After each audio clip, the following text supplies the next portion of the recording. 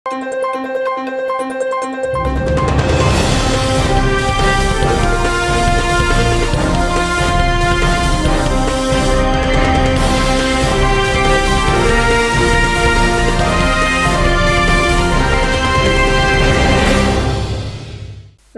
శివాబి news కు స్వాగతం. నా పేరు శైలజ. ఈనాటి వార్తల్లోని ముఖ్యాంశాలు.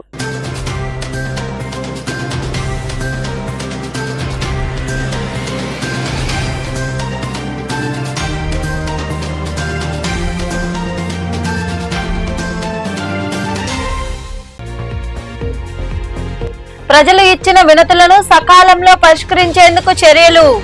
తిరుపతి, గూడూరు కార్యాలయాల్లో బాధితుల నుండి వేర్వేరుగా అర్జీలు స్వీకరించిన కలెక్టర్ వెంకటేశ్వర్, గూడూరు ఆర్డీఓ కిరణ్ కుమార్.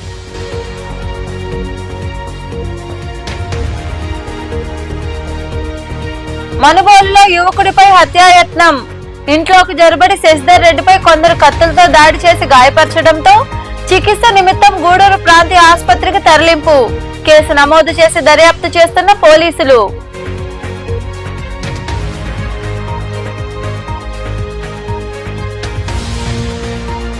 చేనేత సహకార సంఘాలకు పాలకవర్గ ఎన్నికలు నిర్వహించాలని, ప్రభుత్వం బకాయిలు చెల్లించాలని కోరుతూ సబ్ కలెక్టర్ కార్యాలయం వద్ద నిరసన వ్యక్తం చేసిన అనంతరం ఆర్డీఓకు వినతి పత్రం అందజేసిన సంఘాల నాయకులు.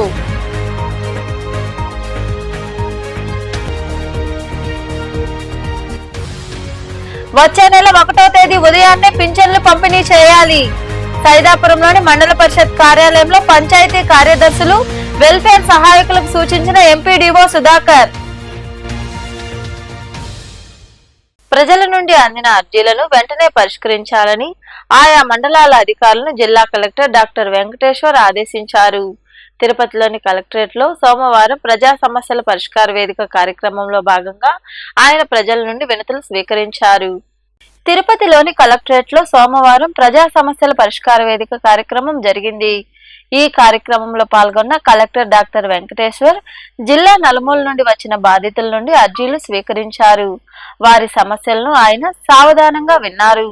సమస్యలు తప్పక పరిష్కరిస్తామని కలెక్టర్ వారికి భరోసా కల్పించారు. మండలాల వారీగా వచ్చిన వినతులను ఆయన పరిశీలించి ఆయా మండలాలకు చెందిన అధికారులతో మాట్లాడారు.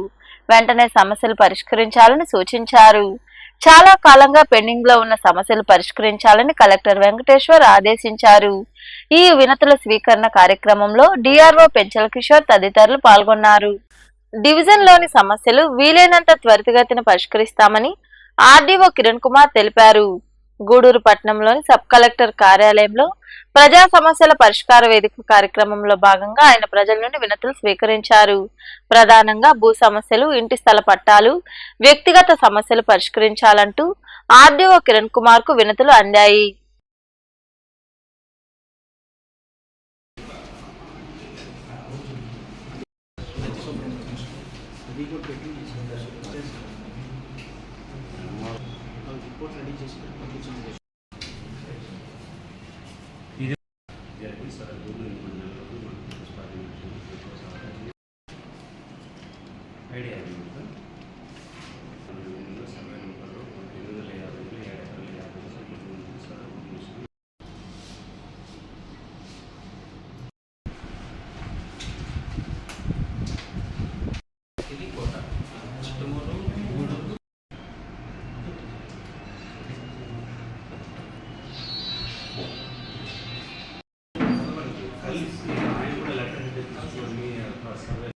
ఇది స్టాచ్యూ కమిటీ రాయాలి.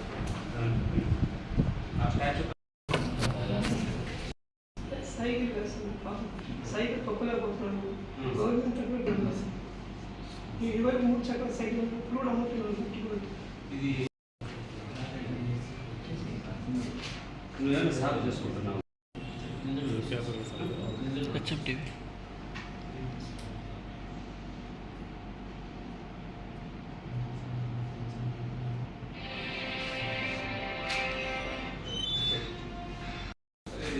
సురేష్ మేము ప్రపోజల్స్ పక్కన మళ్ళీ ఎట్లా సార్ మేము ప్రపోజల్స్ మీకు పంపిస్తేనా లేకపోతే వాళ్ళకి గవర్నమెంట్ సార్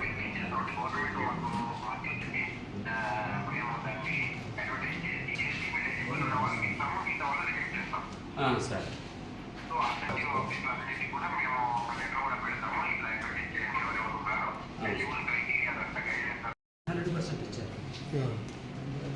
సార్ ఎందుకు 100% బాగాలేదు?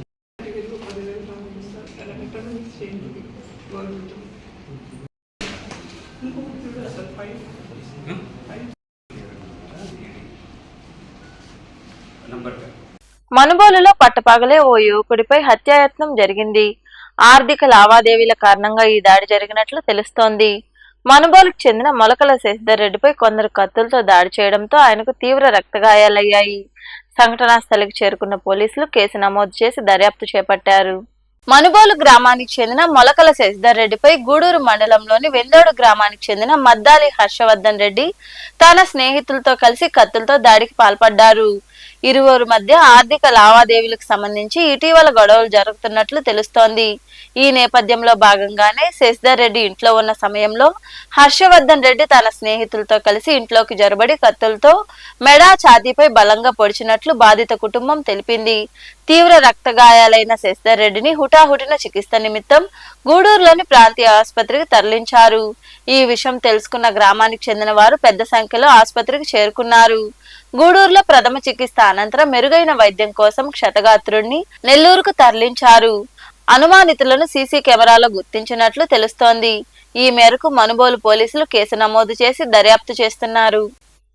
చేనేత సహకార సంఘాలకు తక్షణమే పాలకవర్గ ఎన్నికలు నిర్వహించాలని, సంఘాలకు ప్రభుత్వం చెల్లించాల్సిన బకాయిలు వెంటనే చెల్లించాలని సిపిఐ జిల్లా కార్యవర్గ సభ్యులు ప్రభాకర్ తదితరులు డిమాండ్ చేశారు. గూడూరు పట్టణంలోని సబ్ కలెక్టర్ కార్యాలయం వద్ద నిరసన కార్యక్రమం చేపట్టారు. చేనేత కార్మిక సంఘం రాష్ట్ర కమిటీ పిలుపు మేరకు గూడూరు పట్టణంలోని సబ్ కలెక్టర్ కార్యాలయం వద్ద సిపిఐ, ఏఐటియుసి చేనేత కార్మిక సంఘాల ఆధ్వర్యంలో సోమవారం నిరసన కార్యక్రమం జరిగింది. అనంతరం నాయకులు ఆర్డీఓ కిరణ్ కుమార్ కు వినతి పత్రం అందజేసి సమస్యలు పరిష్కరించాలని వివరించారు. ఈ సందర్భంగా సిపిఐ జిల్లా కార్యవర్గ సభ్యులు ప్రభాకర్, పట్టణ కార్యదర్శి కాళేశ తదితరులు మాట్లాడుతూ చేనేత సహకార సంఘాలకు పాలకవర్గ ఎన్నికలు నిర్వహించాలన్నారు. చేనేత సహకార సంఘాలకు ప్రభుత్వం చెల్లాల్సిన బకాయిలు వెంటనే చెల్లించాలని కోరారు. స్కిల్ రాయితీని 2,000 నుండి 3,000 రూపాయలకు పెంచి ఇవ్వాలని, ముద్రా రుణాలు ఇచ్చిన ప్రతిసారి సబ్సిడీ ఇవ్వాలంటూ వారు డిమాండ్ చేశారు. ఆంధ్రప్రదేశ్లో చేనేత కార్మికులు వాళ్ళకి జరుగుతున్నటువంటి అన్యాయాలను చూస్తూ ఉంటే మరీ రోజు రోజుకి ఘోరంగా ఉంది. మనం గతంలో ఇది భారతదేశ వ్యాప్తంగా కూడా ఈ చేనేత పరిశ్రమ ఉంది. ఉన్నప్పటికీ కూడా కేంద్ర ప్రభుత్వం దీని గురించి అసలు పట్టించుకోవడం లే. రాష్ట్ర ప్రభుత్వాలు కూడా దీన్ని పక్కకు నెట్టేసేసాయి.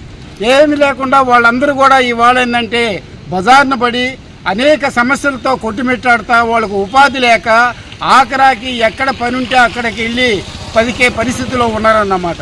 గతంలో ఒకప్పుడు దీనికి ఎంతో విలువ ఉన్నటువంటి పరిశ్రమ చేనేత పరిశ్రమ అంటే చాలా, దీనివల్ల గవర్నమెంట్కి కూడా అనేక ఆదాయాలు వచ్చేది. అటువంటి పరిశ్రమను ఏంటంటే నిర్వీర్యం చేసేసినటువంటి పరిస్థితి ప్రభుత్వాలది. కాబట్టి ఇవాళ గతంలో ఎప్పుడైనా కూడా చేనేత పరిశ్రమకు కొన్ని 1,000 కోట్లు కేటాయించేవాళ్ళు, కానీ ఇవాళ ఆ పరిశ్రమని గుర్తించే పరిస్థితి కూడా లేకుండా పోయింది. దాంతో అనేక మంది ఆత్మహత్యలు చేసుకొని గతంలో ఆ విధంగా ఉండి ఆఖరాక ఆ పరిశ్రమని వదిలేసి పక్కన వారిపోయే వాళ్ళు ఉన్నారు. ఇంకా దాన్ని నమ్ముకొనే ఇంకా దాంతోనే బతుకుతా ఉన్నటువంటి చేనేత కార్మికులు ఇంకా ఉన్నారు.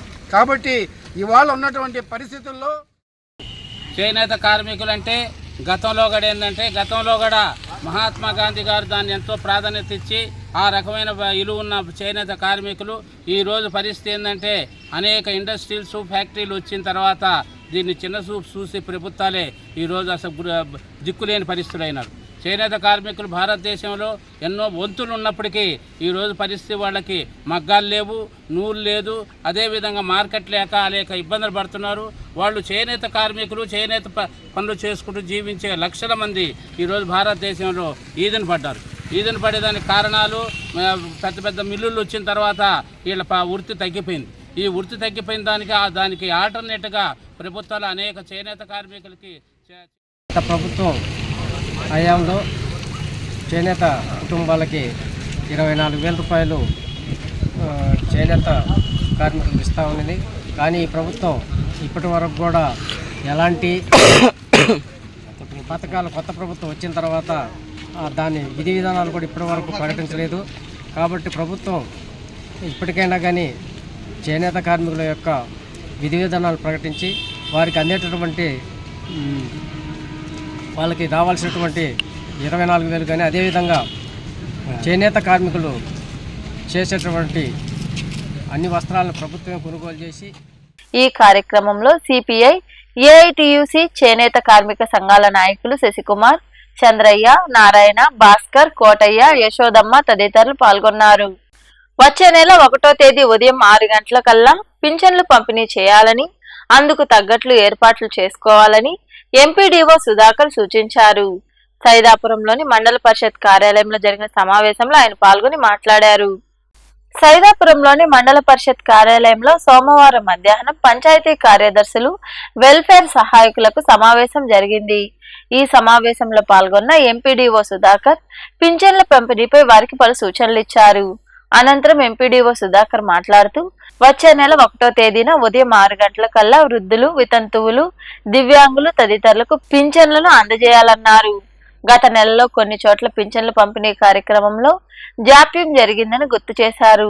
ఇక ఇలా జరగకూడదని తెలిపారు. ఇప్పటి నుండి ముందస్తు చర్యలు తీసుకోవాలని, సెలవులు ఎవరూ పెట్టకూడదని ఆయన వివరించారు. సో ఈ పెన్షన్ డిస్ట్రిబ్యూషన్ సంబంధించి ఈసారి మనకు లాస్ట్ టైం లాగా 2 డేసే ఉంటాయి. ఫస్ట్ స్టార్ట్ చేస్తాం, సెకండ్ ఈవినింగ్ ఇది కంప్లీట్ చేయాలి. ఫస్ట్ రోజే మనం 99% తీసుకురావాలి. వెరీ రేర్ ఎవరైతే బయట నుంచి వచ్చారో వాళ్ళు బెడ్ రీడను లేకపోతే నాన్ అవైలబుల్ ఉన్న వాళ్ళు మాత్రమే మనం చూస్తాం.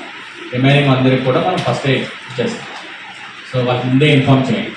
సో మీరు రేపే ఇన్ఫామ్ చేయండి. అలాగే ఆల్రెడీ పెన్షన్ మ్యాపింగ్ అంతా నిన్న కంప్లీట్ చేశారు. సో ఒకసారి మళ్ళీ గ్యాప్ తీసుకుని మళ్ళీ చూసుకోండి. యాప్లో మళ్ళీ షఫుల్ జరుగుతూ ఉన్నది. సో ఒకవేళ మళ్ళీ వస్తూ ఉంటాయి, మళ్ళీ చూసుకోవాలి. వెల్ఫేర్ అసిస్టెంట్లు ఇంకా క్లియర్గా ఉంటాయి. ఎక్కడైతే ఎంప్లాయీస్ తక్కువ ఉన్నారో అవన్నీ కూడా ఎక్స్ట్రాగా చేశారు. ఎవరైతే కొన్ని అంగన్వాడీ టీచర్లు, అవుట్ సైడ్ ఎంప్లాయీస్ ఎవరైతే ఉన్నారో వాళ్ళందరికీ కూడా మళ్ళీ ట్రైనింగ్ చేయాలి. సో ఎవరికి ఎటువంటి ఎక్సెప్షన్ లేదు. అన్ని డిపార్ట్మెంట్లు అందరికీ చెప్పారు. సో ఫలానా డిపార్ట్మెంట్కి ఇచ్చారని ఎక్కడా లేదు. కాబట్టి ప్రతి ఒక్కరు కూడా మీ జాబ్ చార్ట్ మీకు ఇచ్చినటువంటి ప్రోటోకాల్ ప్రకారం ఖచ్చితంగా అందరూ పనిచేయాల్సి వస్తుంది. ఒకటి. రెండోది వచ్చేసి మ్యాక్సిమం ఎవరికి కానీ లీవ్లు ఇవ్వాలి. అంటే ఎన్ని కాస్ట్లు లీవ్లు ఇచ్చేదైతే లేదు. పెన్షన్ ఇచ్చేసి కావాలంటే మళ్ళీ ఎక్కడికైనా వెళ్ళాలి. సో ఇది పెన్షన్ సంబంధించి చాలా ఇంపార్టెంట్. గూడూరు సమీపంలోని జాతీయ రహదారిపై రోడ్డు ప్రమాదం జరిగింది. పోటుపాలెం నుండి గూడూరు వైపు వస్తున్న కారు తిరుపతి నుండి నెల్లూరు వైపు స్కూటర్లో వెళ్తున్న యువకుడిని ఢీకొనడంతో ఈ ప్రమాదం జరిగింది. ఈ ప్రమాదంలో యువకుడికి తీవ్ర రక్తగాయాలయ్యాయి.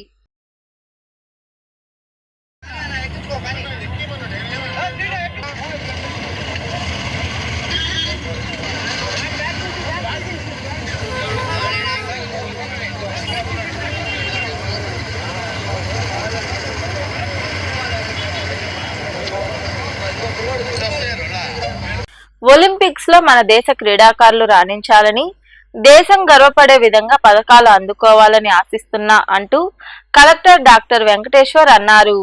ఒలింపిక్స్ క్రీడల నేపథ్యంలో ఆయన విజయకేతనం చూపిస్తూ సెల్ఫీ వీడియో ద్వారా మాట్లాడారు.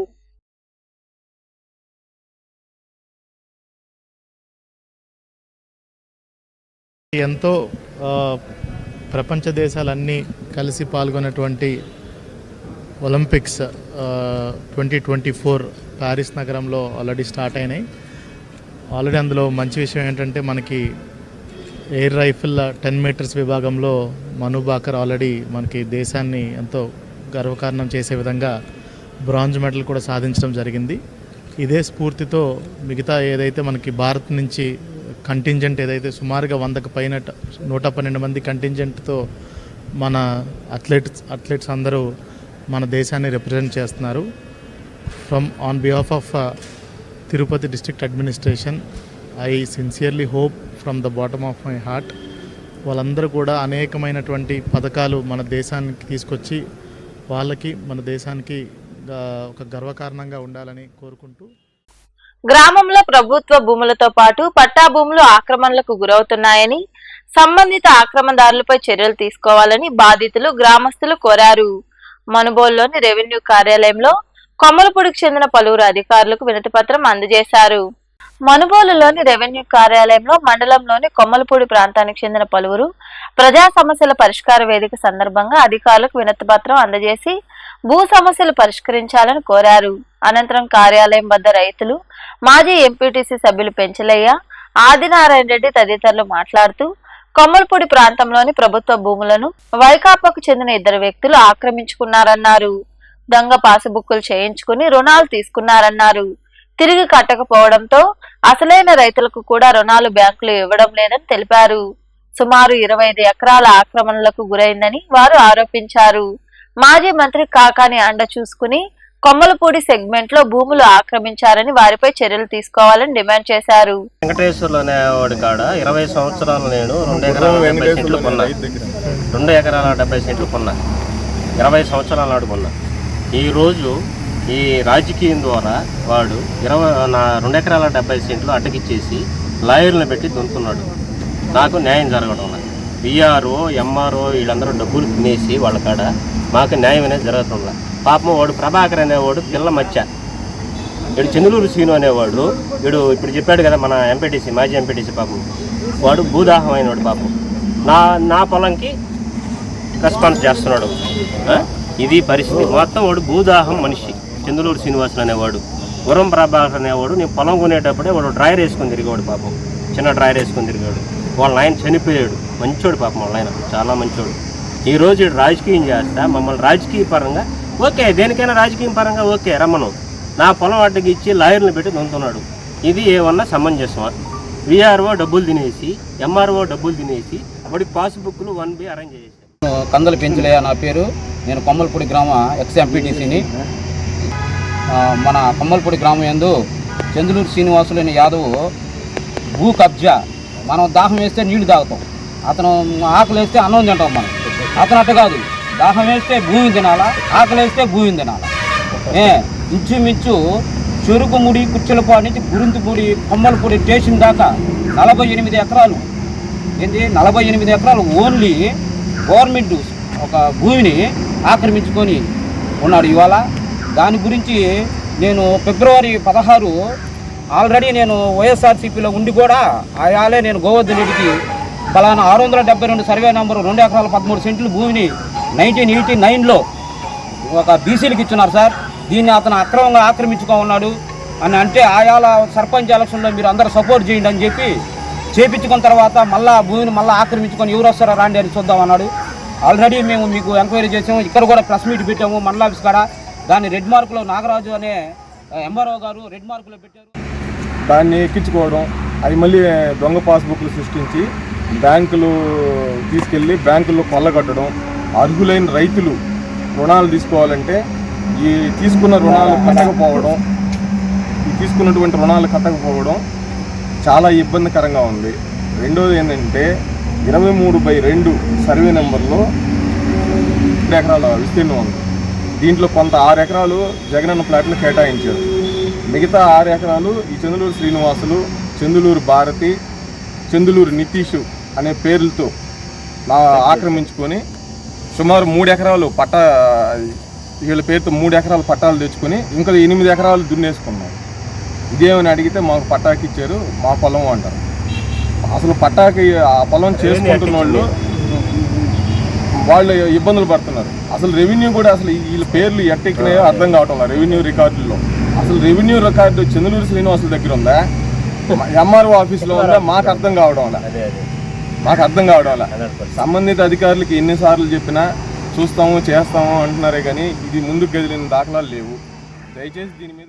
ఈ కార్యక్రమంలో ఉమామహేశ్వర్ రెడ్డి, శ్రీహరి, శ్రీనివాసులు, నాగేంద్ర, రఘురామయ్య తదితరులు పాల్గొన్నారు. కామ్రేడ్ ఇందుకూరు జనార్దన్ రెడ్డి పార్టీకి చేసిన సేవలు ఎనలేనివని సిపిఎం నాయకులు వెంకటరామరెడ్డి తదితరులు కొనియాడారు. గూడూరు పట్టణంలోని మాయాబజార్లో ఏర్పాటైన పార్టీ కార్యాలయంలో జనార్దన్ రెడ్డి 10వ వర్ధంతి వేడుకలు పట్టణ కమిటీ ఆధ్వర్యంలో ఘనంగా జరిగాయి. ఆయన చిత్రపటానికి పూలమాలలు వేసి నివాళులర్పించారు. అనంతరం నాయకులు మాట్లాడారు. ఈ కార్యక్రమంలో పార్టీ నాయకులు శ్రీనివాసులు, పామంజిమణి, సురేష్, నరసింహులు, చంద్రయ్య తదితరులు పాల్గొన్నారు.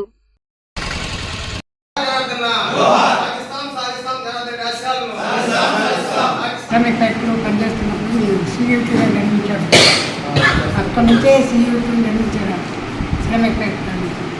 శ్రమపేటలో నేను రాబట్టు రాబోయే వీళ్ళంతా కూడా ఒక అధ్యయనంలో ఆయన కార్యక్రమాలకి ఆయన్నే మేము సీయూటీ కార్యక్రమం పెట్టుకొని ప్రభాకరరావు సార్ని ప్రెసిడెంట్గా పెట్టుకొని అక్కడి నుంచి శ్రమిక్ ఫ్యాక్టరీ నుంచి సీయూటీ నిర్మించాం. అక్కడి నుంచి తర్వాత జనార్దన్ గారు తర్వాత ముత్యాలపేట మర్చెంట్ అసోసియేషన్ దగ్గర ఆయన ఒక అసోసియేషన్ పెట్టి ఆ కుట్లన్నీ కూడా ఆయన కార్మికులుగా నిర్వహించాం. అట్లాగే ఈరోజు కార్మిక వర్గానికి ఏ అన్యాయం జరిగినా ఏ ఇబ్బందులు జరిగినా సరే వెంటనే ఈరోజు సిఐటిలో సుమారు 10 సంవత్సరాల పాటు సిఐటి జిల్లా కార్యదర్శిగా ఇందుకూరు జనార్దన్ రెడ్డి గారు పనిచేశారు. పనిచేసిన క్రమంలో అనేక రకాల కార్మిక రంగ సమస్యల కోసం ఆయన పోరాటం చేశాడు. అట్లాగే ఆయన ఇచ్చేటువంటి పిలుపు ఏంటంటే ఫస్ట్ చదవాలి, అధ్యయనం చేయాలి, దాని గురించి అధ్యయనం చేస్తూ దానికోసం పనిచేయాలనేటువంటి ఒక నినాదంతో ఇప్పటి వరకు కూడా చనిపోయి ఇప్పటికీ 10 సంవత్సరాలు అవుతున్నా కానీ ఈరోజు రైల్వే ట్రాక్ నుంచి ఉన్నటువంటి చుట్టుపక్కల ఉన్నటువంటి షాపుల మొత్తంలో ఎక్కడికి వెళ్ళినా సరే ఆయన పేరు చెప్పుకునే పరిస్థితి. ఈ చుట్టుపక్కల ఉన్నటువంటి ఆ షాపులు నిలబెట్టినటువంటి ఘనత కూడా ఈరోజు ఉందని చెప్పి తెలియజేస్తూ ఉన్నాం. అనేక రంగాలు ఇప్పుడు మహిళా రంగం కావచ్చు, ఐద్వా కావచ్చు, మిడ్ డే మీల్ కావచ్చు, సిఐటి రంగాల్లో ఉన్నటువంటి చేయాలనుకున్నాం. అయినా ఈ వృత్తి తర్వాత సంవత్సరానికి ఇటువంటి తప్పులు జరగకుండా ఆయనకి ఎప్పుడు ఒక 100 మంది వచ్చి కార్మిక ఉద్యమాలు నిర్మించిన ఆయన మహనీయుల పేరు చెప్పి ఉద్యమ నాయకుల్లో స్ఫూర్తి కల్పించడిగా మేము తయారు చేస్తాం. అందుకని కాంగ్రెస్ ఎవరైనా జనార్దన్ రెడ్డి గారికి నిజమైన నివాళులు అర్పించాలంటే సైదాపురంలోని రెవెన్యూ కార్యాలయంలో తహసీల్దార్ ప్రవీణ్ కుమార్ ప్రజా సమస్యల పరిష్కార వేదికకు సంబంధించి ఉన్నతాధికారులు నిర్వహించిన వీడియో కాన్ఫరెన్స్ లో పాల్గొన్నారు. ప్రజల నుండి వచ్చిన వినతులను సత్వరమే పరిష్కరించాలని కోరారు. ఆయా శాఖల అధికారులు అర్జీలను క్షుణ్ణంగా పరిశీలించి ప్రజల సమస్యలకు సత్వరమే పరిష్కారం అందాలని అధికారులు వీడియో కాన్ఫరెన్స్ ద్వారా సూచించారు. ఈ కార్యక్రమంలో ఉప తహసీల్దార్ అనురాధ, ఏపీఎం రాధ, మండల వ్యవసాయాధికారి హైమావతి, ఇతర శాఖల అధికారులు, సిబ్బంది పాల్గొన్నారు.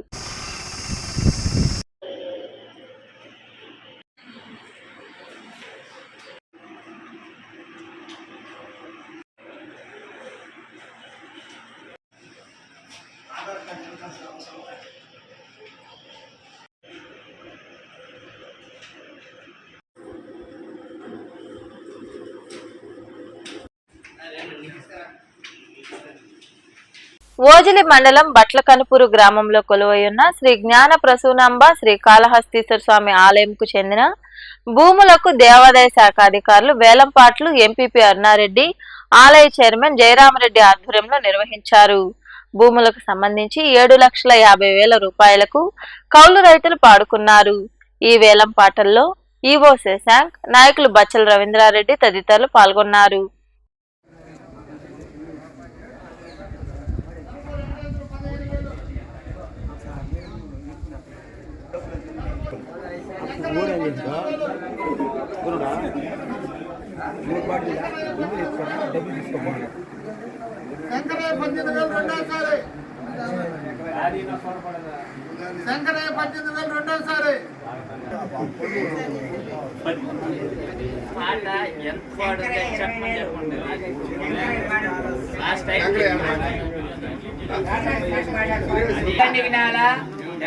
సెంట్లు లాస్ట్ టైం గురునాథం 10,000 పోయినసారి గురునాథం పాడినారు 70.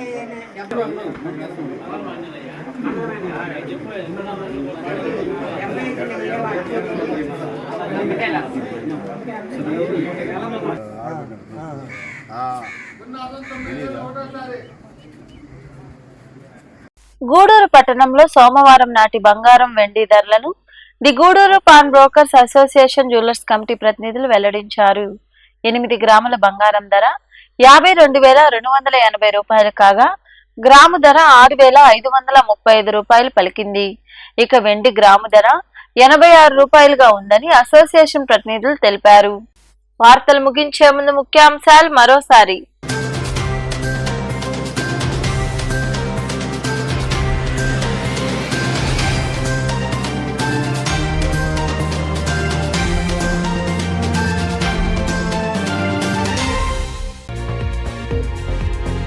ప్రజలు ఇచ్చిన వినతులను సకాలంలో పరిష్కరించేందుకు చర్యలు. తిరుపతి, గూడూరు కార్యాలయాల్లో బాధితుల నుండి వేర్వేరుగా అర్జీలు స్వీకరించిన collector Venkateshwar, Gudur RDO Kiran Kumar.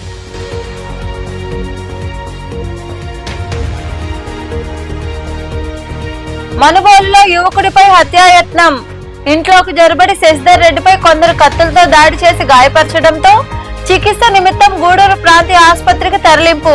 Case నమోదు చేసి దర్యాప్తు చేస్తున్న పోలీసులు.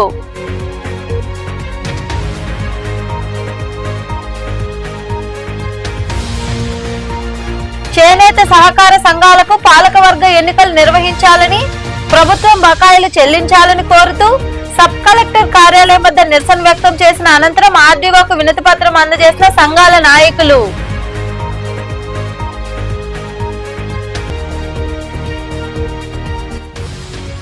వచ్చే నెల 1వ తేదీ ఉదయాన్నే పింఛన్లు పంపిణీ చేయాలి. సైదాపురంలోని మండల పరిషత్ కార్యాలయంలో పంచాయతీ కార్యదర్శులు, వెల్ఫేర్ సహాయకులకు సూచించిన ఎంపీడీఓ సుధాకర్. ఈ వార్తలు ఇంతటితో సమాప్తం. తిరిగి ప్రసారమయ్యే శివాబి న్యూస్ లో మళ్ళీ కలుద్దాం. అంతవరకు సెలవు. నమస్తే.